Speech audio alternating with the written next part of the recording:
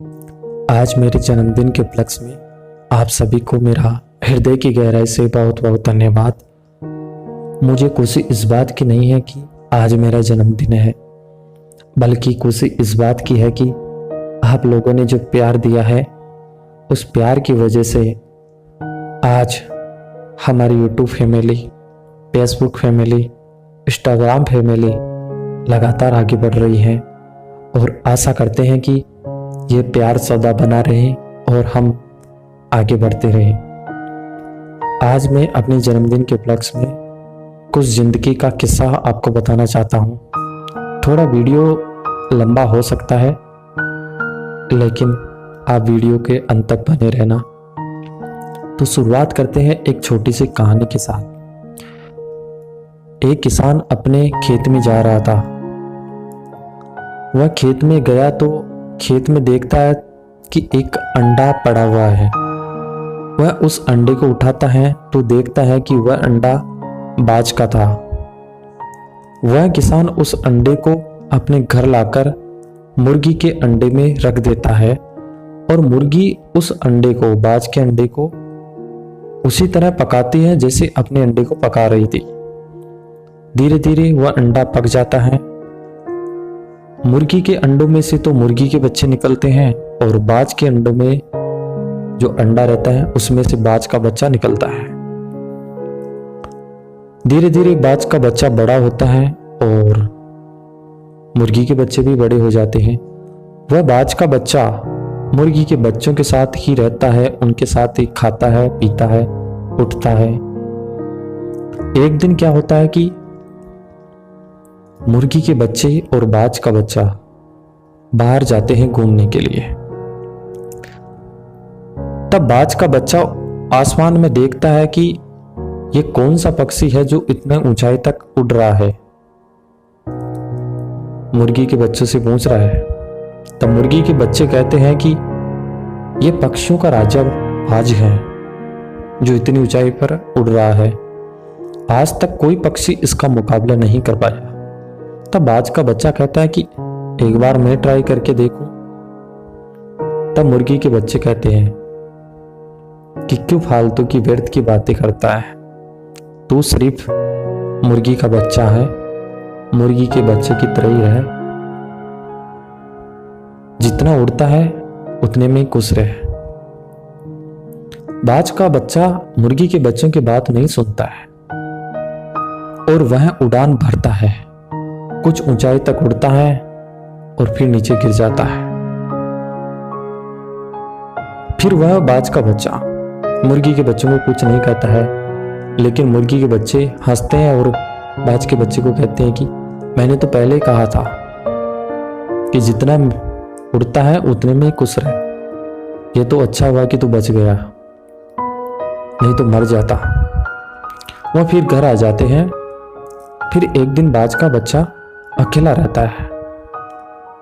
तब उसके मन में आता है कि कुछ भी हो जाए, इन लोगों ने मेरे ऊपर हंसा है ना, तो मैं उड़ के ही दिखाऊंगा।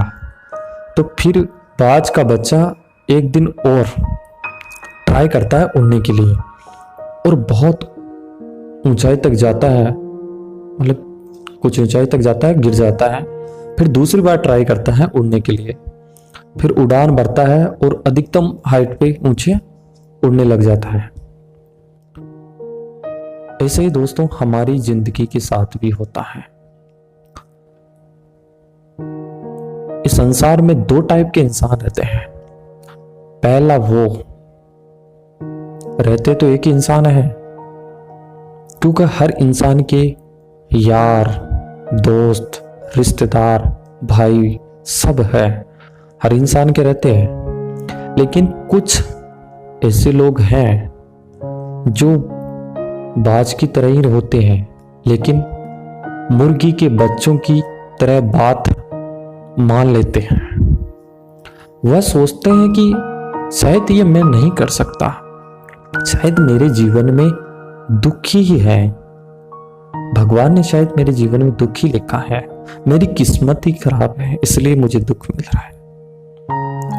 मेरा परिवार में इतना पैसा कहाँ है, मेरे पापा के पास पैसा नहीं है, यदि मेरे पास पैसा होता तो मैं बहुत कुछ करता। ये सब बहाने हैं और मुर्गी के बच्चों की तरह है ना, कुछ लोग कहते हैं और कुछ बाज रहते हैं जो उसी तरह रह जाते हैं, उनके बीच में ही रह जाते हैं। और कुछ लोग ऐसे होते हैं जो बाज के बच्चे की तरह मुर्गी के बच्चों की बात नहीं मानते हैं, अपनी जिद से, लगन से बहुत आगे चले जाते हैं।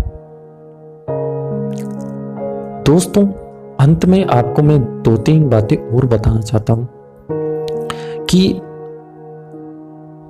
यह महत्वपूर्ण नहीं है कि लोग आपको समझते हैं या नहीं, बल्कि महत्वपूर्ण यह है कि आप खुद को कितना समझते हैं, आप खुद के लिए कितना टाइम देते हैं। जिंदगी में दोस्तों ठोकरें लगेगी, लगने तो अपने आप को मजबूत बनाना है और है ना, अपनी जिंदगी पे है ना, सिर्फ मैं तो यही कहता हूं कि जिंदगी एक बार मिली है, अपनी जिंदगी पर अपना राज। मुर्गी के बच्चों की तरह है ना, आप किसी की बातों में ना आइए, क्योंकि बहुत सारे होते हैं जो मुर्गी के बच्चों की, जैसे ही अभी मैंने बताया उसी तरह कहते हैं, तो ये नहीं कर सकता है,